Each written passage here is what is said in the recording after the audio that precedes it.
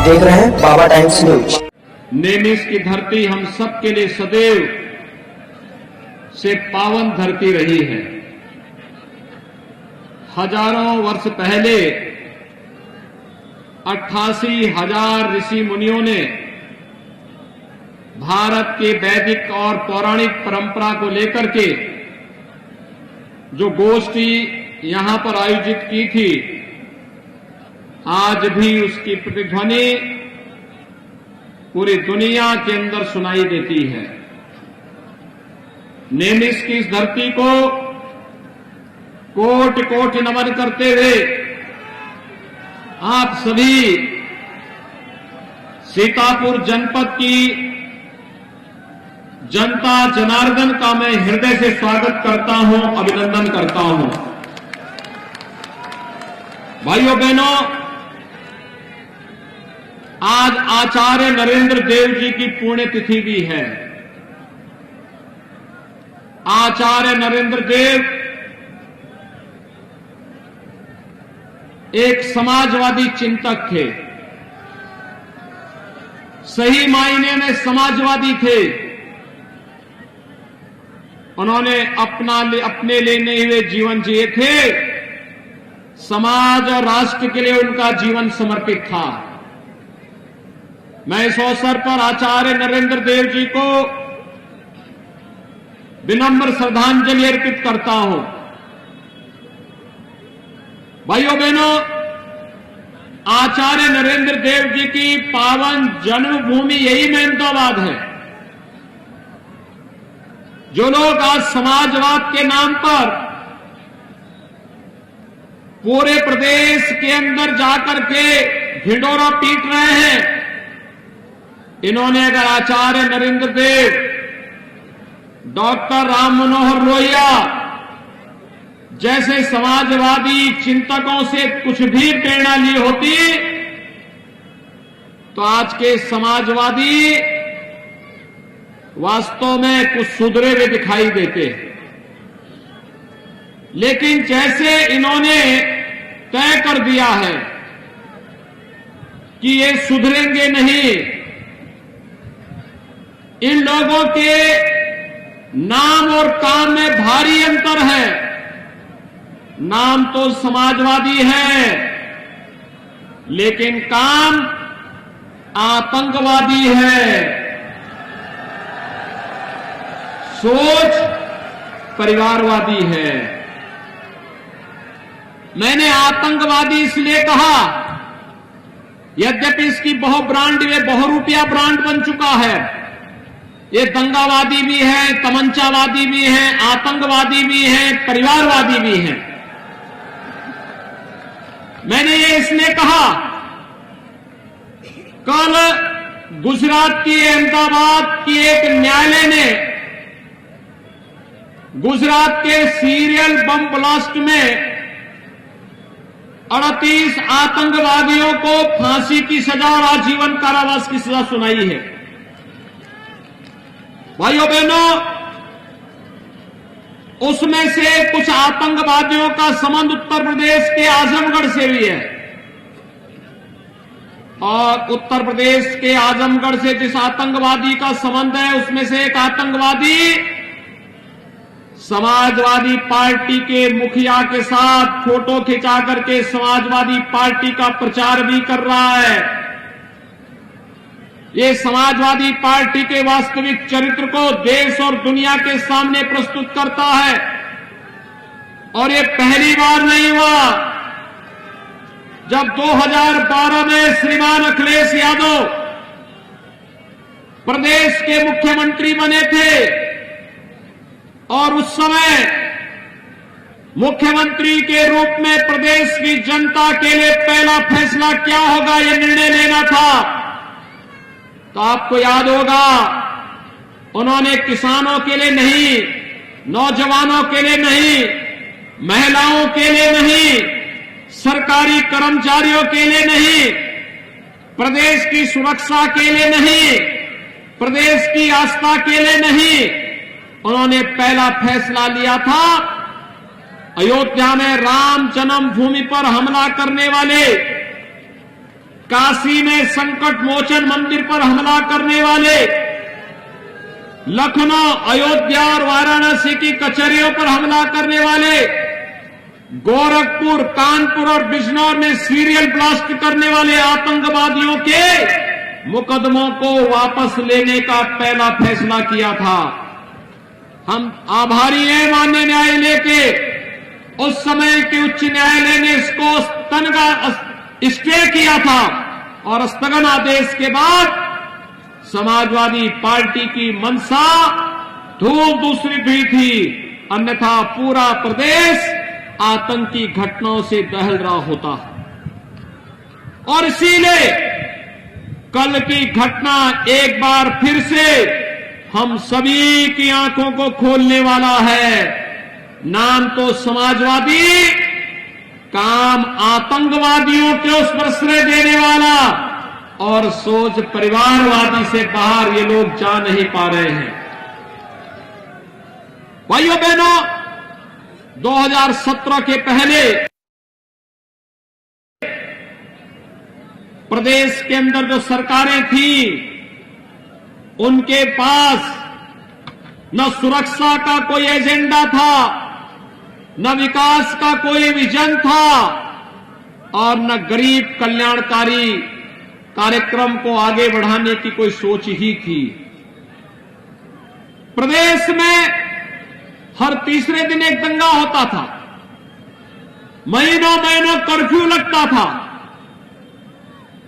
माताएं बाजार नहीं जा पाती थी, बेटियां स्कूल नहीं जा पाती थी, नौजवान के रोजगार पर ये लोग डकैती डालते थे, कोई नौकरी निकलती थी, चाचा भतीजा और इनके महाभारत के सारे रिश्ते वसूली के लिए निकल पड़ते थे। और प्रदेश के अंदर प्रत्येक जनपद को इन्होंने डार्क जोन में बदल दिया था। भाइयों बहनों, 2017 के बाद आपकी ये सरकार भी आई है, भारतीय जनता पार्टी की डबल इंजन की सरकार। पिछले 5 साल में कोई दंगा सुना आपने? आज दंगा नहीं होता है, आज प्रदेश में दंगा नहीं होता, प्रदेश में आज कर्फ्यू नहीं लगता है, बाजारों में आज बमबाजी नहीं होती है।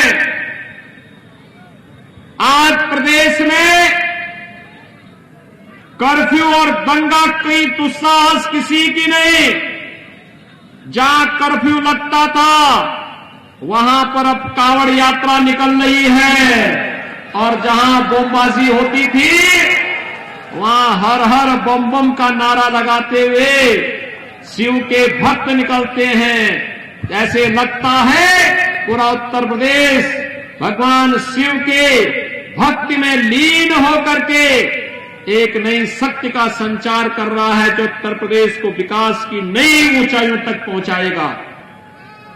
भाइयों बहनों, नए भारत का नया उत्तर प्रदेश बन रहा है, और इस नए उत्तर प्रदेश में प्रधानमंत्री मोदी जी का मार्गदर्शन, सरकार और संगठन के संयुक्त प्रयास और जनता जनार्दन का आशीर्वाद जब एक साथ लगा है, तो आज उत्तर प्रदेश देश का नंबर 1 प्रदेश बनने की ओर अग्रसर है। इन सब के पीछे एक सामूहिक प्रयास है, लेकिन भाइयों बहनों, सुरक्षा, विकास और सुशासन ये उत्तर प्रदेश की आवश्यकता थी। यही तो डबल इंजन की सरकार ने किया है। और आज जब मैं आपके बीच आया हूं आपका आह्वान करने के लिए, भाइयों बहनों, मैं आपसे पूछना चाहता हूं, क्या 2017 के पहले आपको बिजली मिलती थी? आज तो बिजली मिलती होगी ना, आ रही है ना।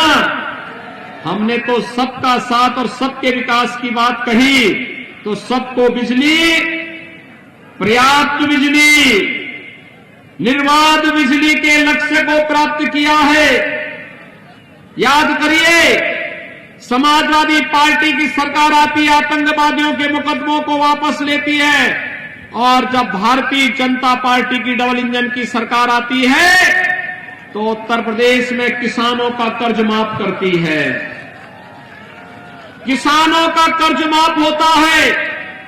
और आज तो अगर मैं सीतापुर की बात करूं तो भाइयों बहनों, जनपद सीतापुर में अगर मैं इसकी चर्चा करूं तो अकेले सीतापुर जनपद में भारी संख्या में अन्नदाता किसानों का कर्ज माफी का कार्यक्रम संपन्न हुआ है और यहां पर लाखों किसानों को यहां पर प्रधानमंत्री किसान सम्मान निधि का लाभ भी प्राप्त हुआ है। भाइयों बहनों, आज उत्तर प्रदेश एक नई दिशा में आगे बढ़ा है। उत्तर प्रदेश के अंदर आज मैं आपको बता सकता हूं, एक और 12 से 17 तक 5 वर्ष तक समाजवादी पार्टी की सरकार जब कार्य कर रही थी, 18,000 गरीबों को भी मकान नहीं दे पाई थी। भाइयों बहनों, भारतीय जनता पार्टी की डबल इंजन की सरकार जब आई तो भाइयों बहनों 43,50,000 गरीबों को एक एक आवास दिया गया और 43,50,000 से अधिक गरीबों को जो आवास मिले हैं, अकेले सीतापुर जनपद में 2,30,000 से अधिक गरीबों को एक एक आवास मिला है। 2,30,000 से अधिक गरीबों को।